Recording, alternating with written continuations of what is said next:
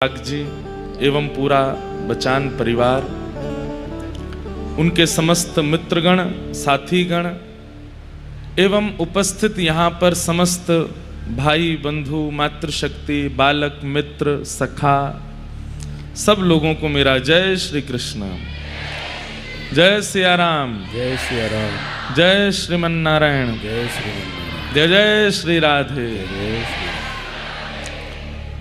आप सब लोगों को बहुत बहुत विजयदशमी की बधाई हो, बधाई हो, बधाई हो। आज दशहरा का, विजयदशमी का ये पावन पर्व है। गत वर्ष भी दशहरा के पावन दिवस पर हम लोग चंडीगढ़ में वृंदावन प्रकट उत्सव मना रहे थे। आज भी भगवत कृपा से यहाँ विजयदशमी के पावन अवसर पर आप लोगों के मध्य में बैठे हैं। सब लोग जानते हैं, सब लोग उस पर एक ही विषय कहते रहते हैं कि रावण जैसे अज्ञानी पर, रावण जैसे अंधकार पर राम जैसे प्रकाश का विजय हुआ, इसीलिए विजयदशमी का उत्सव मनाया जाता है। वास्तव में तो बंधुओं, रावण कोई पुतला नहीं है, रावण कोई व्यक्ति नहीं है, एक स्वभाव है, जो स्वभाव कई बार हमारे भीतर भी उत्पन्न हो जाता है। रावण का सबसे पहला स्वभाव क्या है? वह स्वभाव नहीं कहेंगे, उसके तो कुभाव हैं। रावण का सबसे पहला कुभाव क्या है? बहुत ध्यान से सुनिएगा हमारी बात को। इधर देखो, इधर देखो, इधर देखो सब लोग, और विशेष रूप से इधर वाले, क्योंकि इधर से लोग आते रहते हैं, आप सब उनके कपड़ों को ही देखते रहते हो। इधर देखो, रावण का सबसे पहला कुभाव क्या है? कि वो दो नाव में पैर रखता है, शिव भक्ति भी करता है और सारे अमर्यादित काम भी करता है। ये सबसे पहला कुभाव है। हमारी बात को बहुत ध्यान से सुनिएगा। जो व्यक्ति, कथा हो रही है तो कथा जैसा बन जावे, सत्संग चल रहा है तो वहां पे पहुंच जावे, नवरात्रि चल रही है तो व्रत भी कर लेवे, और जन्माष्टमी आई तो ठाकुर जी का भजन भी कर लेवे, और जब सामने परोस दिया जाए किसी का सिर, किसी के पैर, तो खा भी लेवे। मतलब दोनों तरफ उसका इशारा रहता है। कथा भी सुननी है, वृंदावन भी जाना है, गिरिराज जी परिक्रमा भी करनी है, बिहारी जी को 56 भोग भी लगाने हैं, लेकिन पीने खाने में कोई आचरण में शुद्धि नहीं करनी, छल कपट में बिल्कुल भी कटौती नहीं करनी, किसी के ईर्ष्या करने में, किसी का बुरा करने में कोई उसका घाटा नहीं जाता। और वैसे देखा जाए तो वो कभी कंठी पहने घूम रहा है, कभी रुद्राक्ष डाले घूम रहा है, कभी माथे पे बड़े बड़े तिलक लगाए घूम रहा है। मतलब ये रावण ही तो है। कहां वो रावण रोज सुबह उठ करके महादेव का आवाहन करता है, अभिषेक करता है, प्रणाम करता है, वंदन करता है, त्रिपुंड लगा करके घूमता है, अपने आप को महादेव का सबसे बड़ा भक्त घोषित करता है, और आचरण में निर्बलों की जान ले लेता है, परई स्त्रियों का हरण कर लेता है, स्वभाव में मधुरता दूर दूर तक नहीं हो, महादेव को भजता भी है। आज दशहरा है, भीतर से इन रावणों को निकालिए। सबसे पहला, एक तरफ रहिए, या तो वहीं रहिए या यहीं रहिए, दोनों तरफ रहने की आवश्यकता नहीं है। आपको अच्छा लगता है कथा में आना, लेकिन वहां पर भी रहना पड़ता है, तो धीरे धीरे प्रयास करो। हम ये नहीं कह रहे तुरंत छोड़ो, पर धीरे धीरे वहां की स्थिति को कम करना प्रारंभ करो, वहां के भाव को घटाना प्रारंभ करो। हमारे बी पराग जी हैं, हम बहुत समीप से जानते हैं। इतना सब कुछ देखा जीवन में, बहुत कुछ पूर्व में रहा भी जीवन में, आधुनिकताएं देखी, बहुत नाम शोहरत सब है ही है, लेकिन ऐसा नहीं है पूरी तरह छोड़ दिया। धीरे धीरे धीरे वो, उनका प्रोफेशन भी है तो वहां रहते हैं, गाते भी हैं, वैसे ही सज धज के जाते भी हैं वैसा ही इनका स्वरूप रहता भी है, वो भी आवश्यक है। लेकिन हृदय से, मन से, और अब घर के रूप में भी धीरे धीरे सब चीज में पवित्रता लाते जा रहे हैं, सब चीजों को बहुत व्यवस्थित करते जा रहे हैं। धीरे धीरे ही कर रहे हैं, पर कर रहे हैं। लेकिन कई लोग ऐसे हैं कि वो कथा भी सुनते हैं, मंदिर भी जाते हैं, धाम भी जाते हैं, सब क्रिया करते हैं, लेकिन वो सब करने में भी बिल्कुल संकोच नहीं करते। केवल खान पान पर भी मैं प्रकाश नहीं डालूंगा, व्यवहार पर भी प्रकाश डालना चाहिए। वैष्णव के व्यवहार में कपट नहीं होना चाहिए, वैष्णव के व्यवहार में छल नहीं होना चाहिए, वैष्णव के व्यवहार में पर स्त्री पर पुरुष के प्रति काम भाव नहीं होना चाहिए। और यदि वो नहीं छूट रहा है तो इधर छोड़ दीजिए। ठाकुर जी ने कोई पकड़ के नहीं रखा आपको, ठाकुर जी कह रहे वहीं रहो भाई, शोभा बढ़ाओ कलयुग की, काय को आवश्यकता यहां आने की। वास्तव में रावण इतना बड़ा राक्षस इसलिए भी है क्योंकि वो भक्ति का आडंबर भी करता है और फिर राक्षस भी है। मैं अपनी कथा में कहा करता हूं, एक बार को पापी व्यक्ति पर भी कृपा हो सकती है, लेकिन ये जो दोगले होते हैं ना, इन पर कभी कृपा नहीं होती। जो यहां भी रहते हैं वहां भी रहते हैं, ये भी करते हैं वो भी करते हैं। धीरे धीरे प्रयास कीजिए कि अब ये इसको चुना है तो उसका थोड़ा थोड़ा त्याग करो। अपने व्यवहार में, विचार में, अपनी दिनचर्याओं में अब परिवर्तन लाना प्रारंभ कीजिए। आपके ऊपर कलयुग का हाथ है, आप कुछ भी करिए, कोई पूछने वाला नहीं है। लेकिन आप बिहारी जी और श्री जी का नाम मुख से लेते हैं तो श्री जी कहते हैं कि अब कल को तू कुछ गलत करेगा तो मेरी जिम्मेवारी है। कितना पीड़ा होगी श्री जी को। या तो इस जीव से श्री राधा कहना बंद कर दीजिए, या इस जीव से गलत खान पान और बोलना बंद कर दीजिए। एक तरफा रहिए, धीरे धीरे धीरे धीरे। और एक और बात बताएं, हम लोगों पर नाटक करना बहुत अच्छा आता है। हम लोग सब लोग जन्म से ही एक्टर हैं। कौन है? कोई हम लोग फिल्म क्या कहते हैं उसकी एकेडमी में नहीं गए हैं, पर हमें आवश्यकता नहीं। हम लोगों से बढ़िया एक्टिंग कोई नहीं जानता। बहुत बढ़िया एक्टिंग करते हैं, पर गलत स्थान पर करते हैं। कथाओं में एक्टिंग करते हैं, वृंदावन में एक्टिंग करते हैं, ठाकुर जी के सामने एक्टिंग करते हैं, बरसाने में एक्टिंग करते हैं। एक्टिंग यहां नहीं, एक्टिंग संसार में करो। जाइए मित्रों के पास, जाइए उनके बुलावे पर, कहीं वो ऐसे योजना में बुलाएं, जाइए, जाकर के उनके सामने एक्टिंग करो कि आपसे बड़ा संसारी कोई नहीं है। लेकिन अपने व्यवहार और अपने मन को समझा के जाइए कि केवल निभाने के लिए मुझे यहां आना है। वास्तविक यहां की कोई भी वस्तु या यहां का कोई भी विचार मेरे हृदय पर हावी ना हो। प्रहलाद जी महाराज ऐसे परिवार में रहते हैं जहां सब कुछ होता है, लेकिन सब कुछ के बीच में रहते हुए प्रहलाद जी ने अपने हृदय पर उसको नहीं आने दिया, अपने व्यवहार में, विचार में, अपनी क्रिया में नहीं आने दिया। आज विजयदशमी पर रावण के पहले गुण का नाश कीजिए चित्त से। दो तरफा नहीं, एक पक्ष धारण करो। देव आदिदेव महादेव की आराधना करता है और अपने आराध्य की आराध्या किशोरी जी को हरण कर रहे हो। इसीलिए आज लाखों वर्ष, करोड़ों वर्ष होने को आए हैं रावण मरते हुए, आज तक दहन होता है रावण का। इसलिए रावण का पहला कुभाव क्या है कि वो दोनों तरफ है। एक तरफ सुनिए, हम आपसे एक और बात कह दें, वहां अगर अच्छा लगता तो वहीं के रहो, पूरे पूरे रहो, खूब फटी जींस पहनो, खूब उल्टा सीधा खाओ, खूब पियो, कौन रोकता आपको?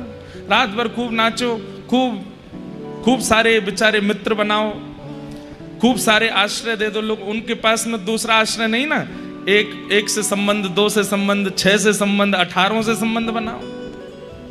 आपके अलावा कौन है बेचारों का? कहां जाएंगे बेचारे वो 17 के 17? विवाह एक से करो, बाकी 18 को संग रखो, खूब करो। जब उस तरफ रहना है तो पूरे पूरे वहीं रहो, और इस तरफ अगर आ गए हो तो फिर पूरे पूरे यहीं आ जाओ। ये दोनों तरफ मत भटको। ये रावण का पहला कुभाव है कि वो दोनों तरफ है। रावण का दूसरा कुभाव क्या है? रावण का दूसरा कुभाव है कि वो अपनी शक्ति का, अपने बल का, अपनी योग्यताओं का दुर्बलों पर प्रभाव थोपता है। जबकि होना क्या चाहिए कि शक्ति, बल, प्रभाव से आप परिवर्तन लाओ। जो योग्य नहीं है उनकी सेवा करो। आपको बहुत धन मिल गया है तो धन से कुछ समाज में उद्धारक बनो, उस धन से दूसरों पर थोपना, अपने यश को बढ़ाना, वैभव को बढ़ाना, कीर्ति को बढ़ाना, योजनाओं को बढ़ाना, ये रावण का दूसरा कुभाव है कि वो अपने बल को, अपने धन को, अपनी बुद्धि को, एक नहीं 10 बुद्धियां उसके पास, इसीलिए उसको दशानन कहा जाता है, लेकिन 10 बुद्धियों का प्रयोग कभी समाज सुधारने में नहीं किया। दुर्बलों के, निर्बलों के सदैव अनहित करने में ही उसने अपनी 10 बुद्धियों का प्रयोग किया। मतलब कोई योग्यता अगर आपके पास है तो उस योग्यता से विचार ये कीजिए, अपना बाद में दूसरे का कैसे भला कर सकता हूं। लेकिन रावण ने अपने अयोग्य, अपने योग्यताओं का सदैव दुरुपयोग किया।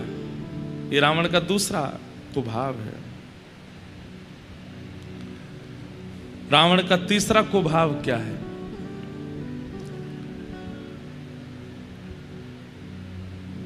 स्वर्ण की नगरी में रहता है, चारों तरफ स्वर्ण मंडित नगरी है रावण की लंका, लेकिन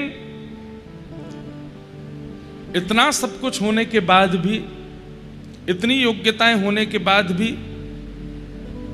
वनवासियों से युद्ध कर रहा है।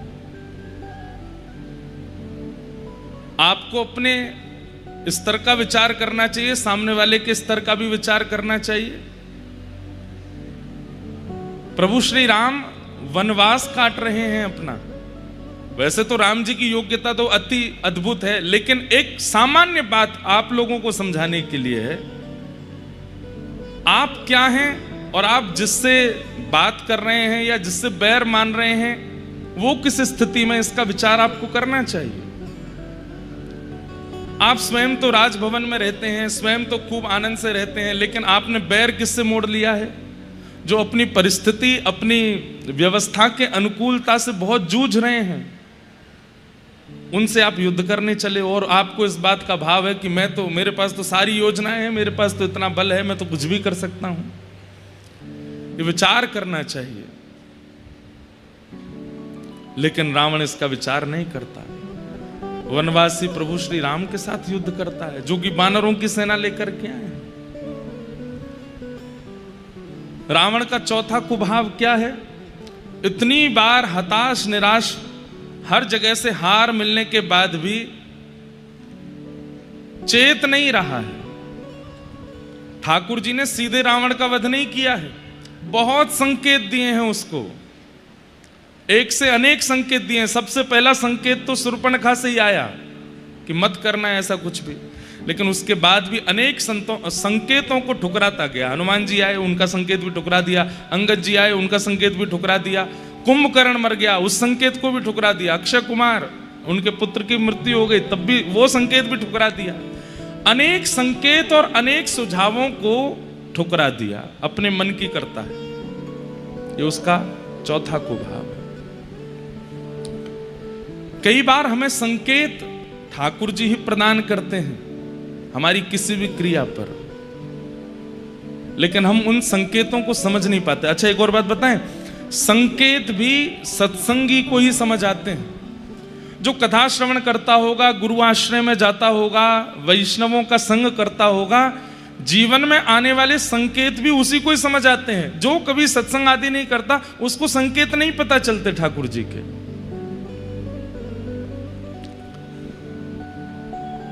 संकेत अनेक बार दिए, लेकिन रावण को एक भी संकेत समझ नहीं आया। फिर भी रुका नहीं, मनमानी करके युद्ध कर बैठा।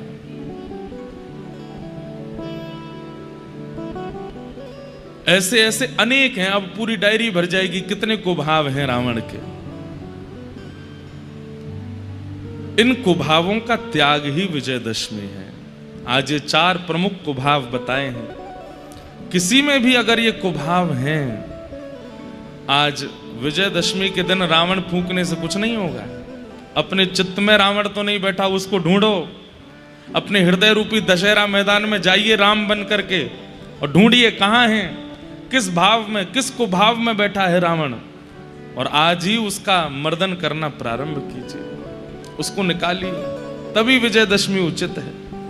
नहीं तो दशहरा मैदान में आइसक्रीम खाओ, पॉपकॉर्न खाओ, बच्चों के साथ मेला घूम आओ, झूला झूलो, ऐसे ऐसे ये पीछे ही तो है, खूब झूल लो। कल मैं कह रहा था विपराग जी से, एक दिन चले हम भी झूल आए। बोलो महाराज जी कथा में झूले ही रहे हैं, ना रात में सो रहे हैं ना दिन में कुछ, ये झूला ही तो है। तो फिर मेला ही है, उस मेला को मेला की तरह कर आओ, लेकिन उससे कोई विशेष प्रभाव या विशेष परिवर्तन आपके बंधुओं, हिंदू वैदिक सनातन धर्म में हर हफ्ते एक उत्सव होता है। क्यों है? ताकि उस उत्सव की महिमा जान करके व्यक्ति अपने अंदर सुधार लावे। पर हम लोग मेला मना करके, उत्सव मना करके, नाच गान करके और केवल खा पी करके सो जाते हैं, उसमें विचार नहीं करते। और एक बात और कह दें, नक्षत्रों के अनुसार आपने कोई बदलाव करना है अपने अंदर, और आपने दिन कौन सा चुना? आपने मान लो चुन लिया कि मैं चतुर्दशी को बदलाव करूंगा, या द्वितीया को बदलाव करूंगा, तृतीया को बदलाव करूंगा, तो वो बदलाव इतना अच्छा होगा नहीं। लेकिन आपने चुन लिया कि दशहरा आ रहा है, दशहरा पे करूंगा, एकादशी आ रही है, एकादशी पे करूंगा। तो नक्षत्र यहां ऐसे होते हैं कि व्यक्ति जब विचार करता है कि ये परिवर्तन मुझे अपने चित्त में लाना है, इन तिथियों में विशेष रूप से वो बदलाव और सहायक हो जाता है। और दिनों में जो बदलाव करने में कठिनाई होती है, इन पवित्र दिनों में वो करने में कठिनाई नहीं होती, सहज हो जाता है। आज ही विचार कर लो कि अब ये नहीं करना, आपने कल किया होता या परसों करोगे तो शायद हो सकता है कि वो क्रिया आपकी छूट जाए। लेकिन आज अगर विचार कर लेंगे, ये भाव अपने चित्त से त्यागना है, तो दशहरा के पावन तिथि है, नक्षत्र ऐसे होंगे आकाश में कि आप जो विचार करेंगे वो सारे नक्षत्र आपके सहायक बनेंगे। इसलिए चित्त में रावण को ढूंढिए और उसका वध कीजिए। आप सबको दशहरा की बहुत बहुत शुभकामनाएं, बहुत बहुत बधाई। हम लोग मधुर ठाकुर जी की लीलाएं श्रवण कर रहे हैं। श्रीमद् भागवत का आज 6ठम दिवस यहां प्रारंभ हो रहा है।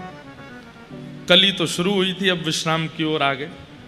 कल तो विश्राम हो जाएगी कथा, और फिर उसके बाद आप लोग तान दुपट्टा सोइएगा दोपहर में। 11 बजे आने की जरूरत नहीं है, 12 बजे भोजन कर लीजिएगा, 1 बजे सो जाइएगा, खूब आनंद कीजिएगा, अपना काम कीजिएगा, धन कमाइएगा, घर बनाइएगा, प्रॉपर्टी में आगे जाइएगा।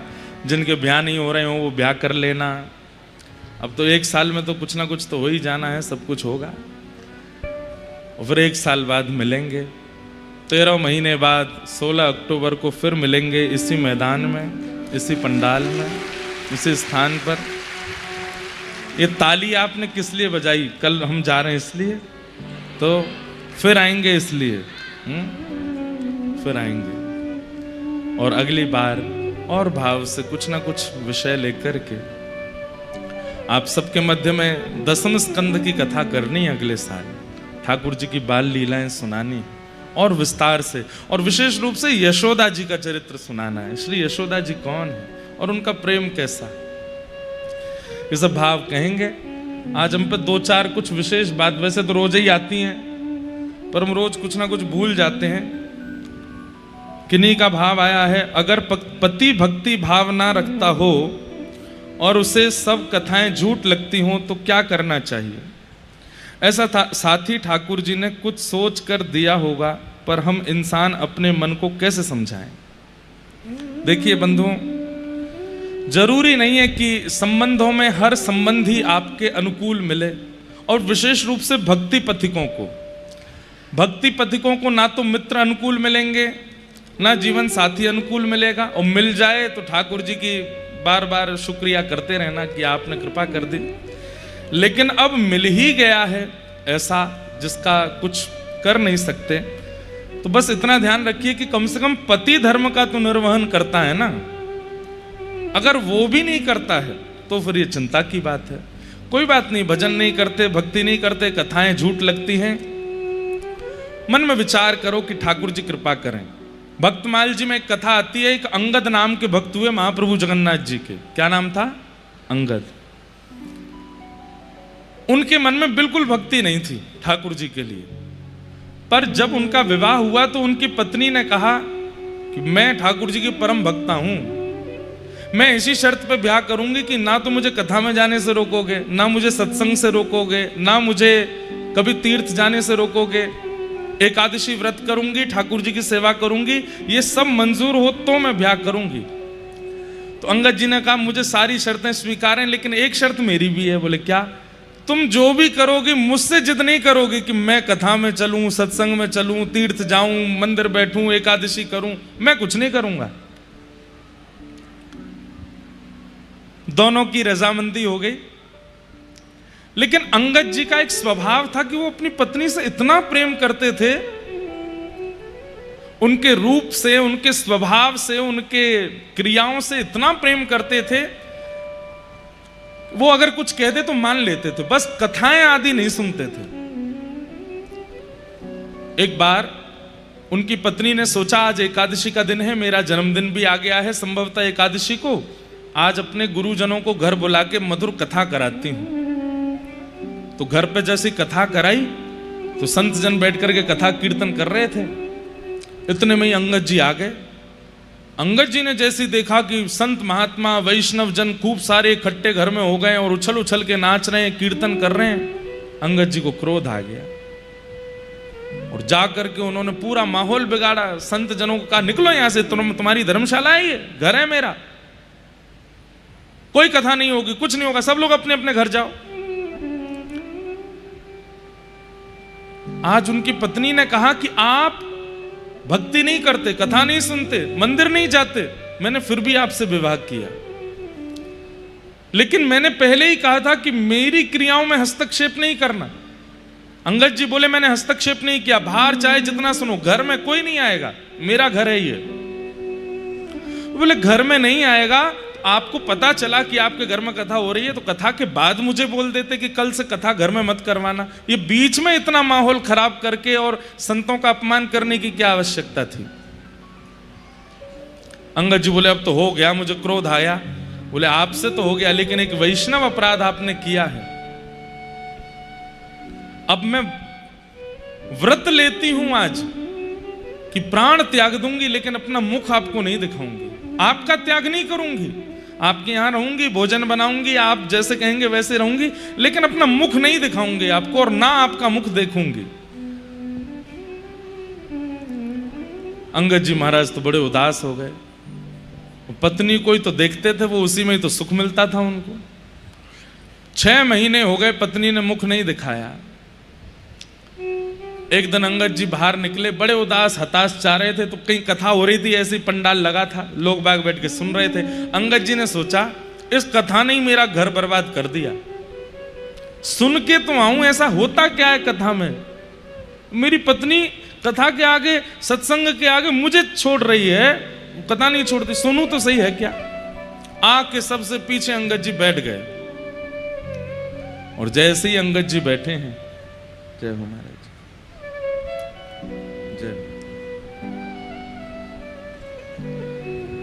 बड़ी कृपा, जय खाटू श्याम भगवान की जय।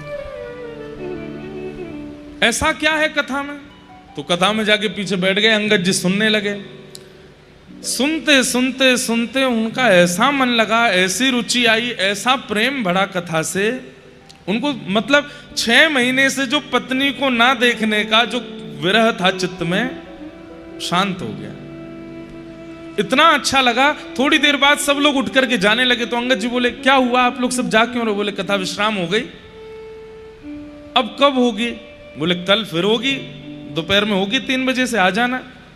तो अंगद जी महाराज बोले अच्छा मैं आ सकता हूं? बोले हाँ आ जाना। अगले दिन अंगद जी फिर चले गए कथा में, दूसरे दिन फिर सुनी और अच्छा लगा, तीसरे दिन कथा फिर पूरी हो गई। चौथे दिन गए तो वहां कोई आया ही नहीं। किसी से पूछा, बोले भैया क्या हुआ? बोले कथा विश्राम हो गई, 7 दिन की होती है। बोले अब कहाँ होगी? बोले पास के गांव में हो रही है। अंगद जी वहां गए, इतना सुख और इतना रस उनको आने लगा कथा में, अब तो हर जगह कथा सुनने जाते हैं। एक बार उन्हीं के शहर में कथा हुई, पत्नी से बातचीत हो नहीं रही थी, साल भर हो गया था। कीर्तन गाया व्यास जी ने, तो आगे तो पत्नी नाच रही थी और पीछे श्री अंगद जी नृत्य कर रहे थे। अंगद जी का नृत्य ऐसा था कि नेत्रों से अश्रुपात, रोम रोम कंपायमान, प्रेम के सारे लक्षण प्रकट होने लगे।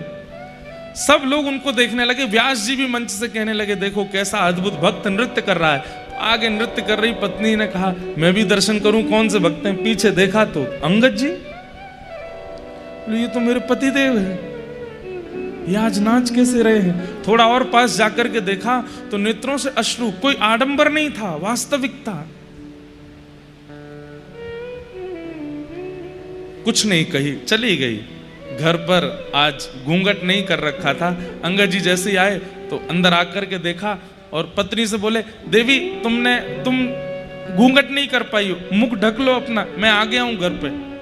पत्नी ने कहा, अब घूंघट नहीं करना है। क्यों? अब क्यों नहीं? बोले, अब आप वैष्णव हो गए हो, अब आप भक्त हो गए हो, अब मेरे को ये नियम धारण नहीं करना है। अंगद जी बोले, देवी बुरा नहीं मानना। क्या?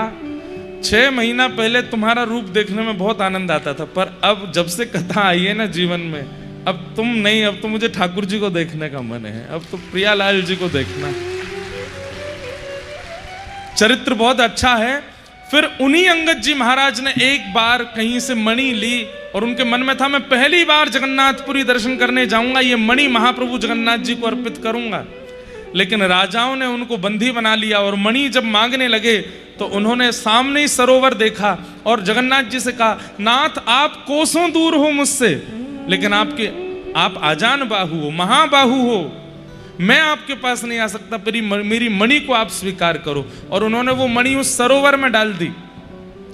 राजा ने पूरा सरोवर खलवा दिया लेकिन मणि नहीं मिली।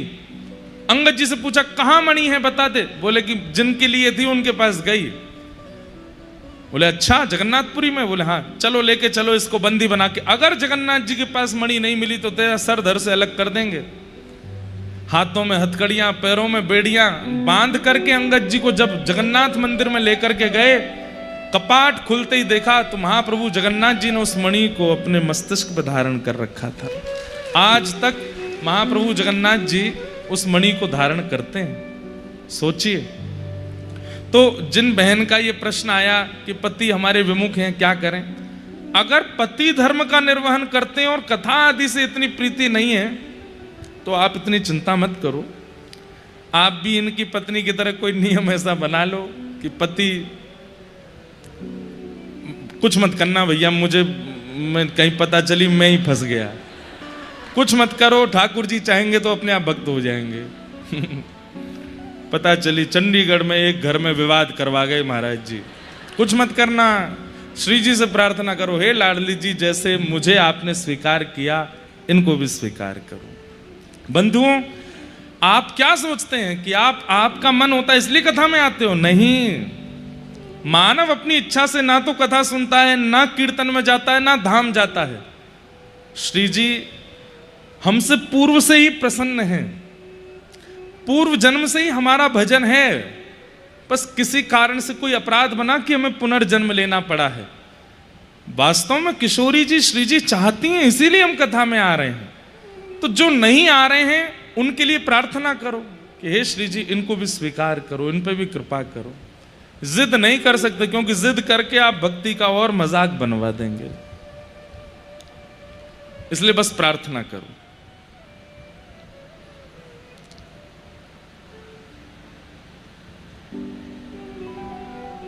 एक बड़ा विचित्र प्रश्न है,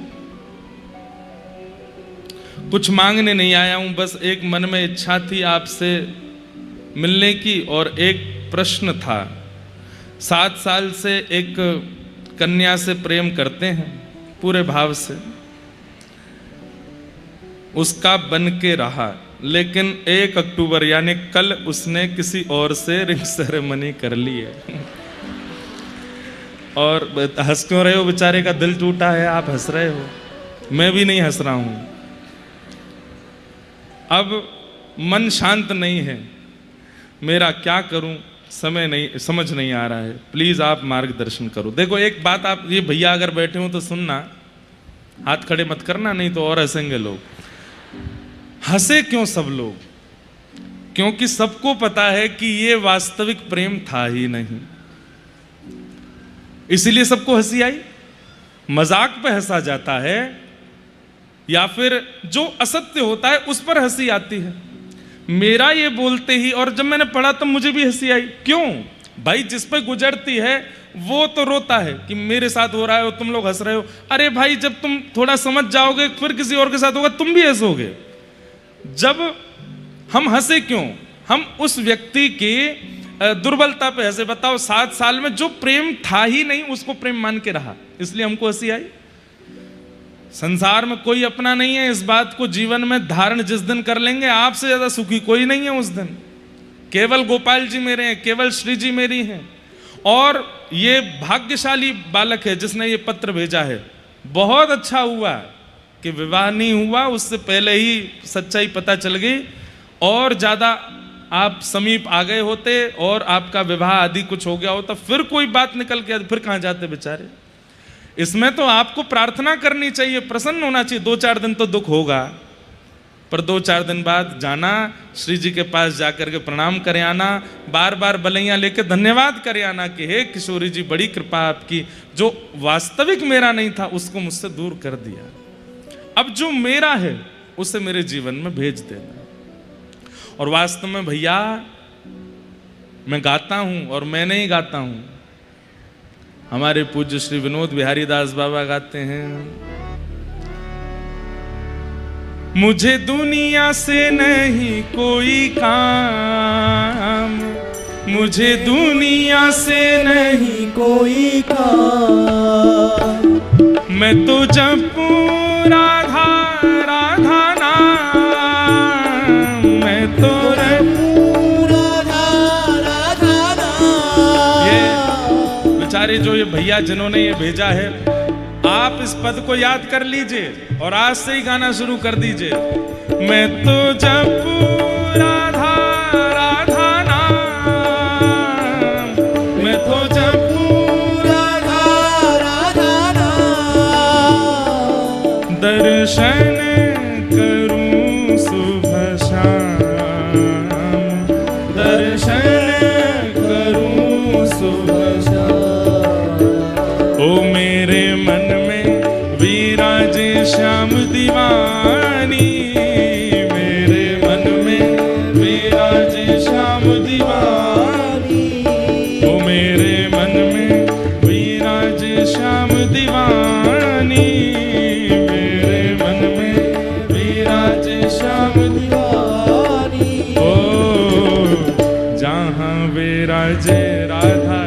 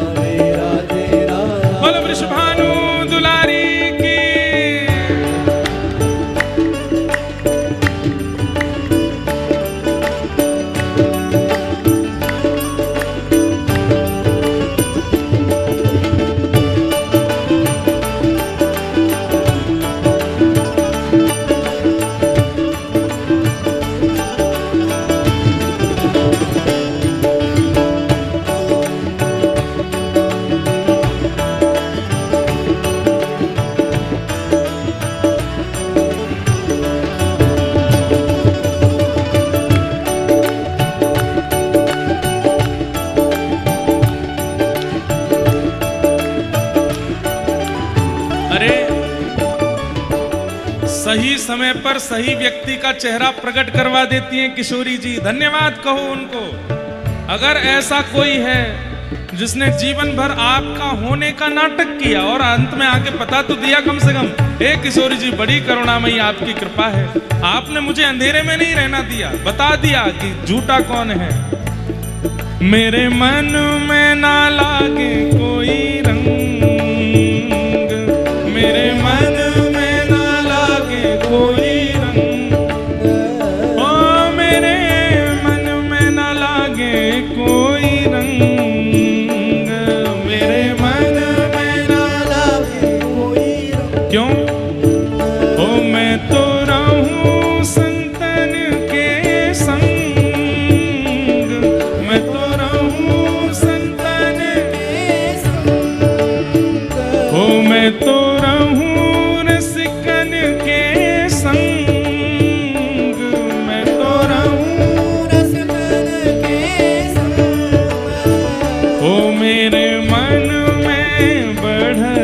उमंग, मेरे मन में बढ़त ओ बरसाना बीरज रजधानी, बरसाना बीरज रजधानी, ओ बरसाना बीरज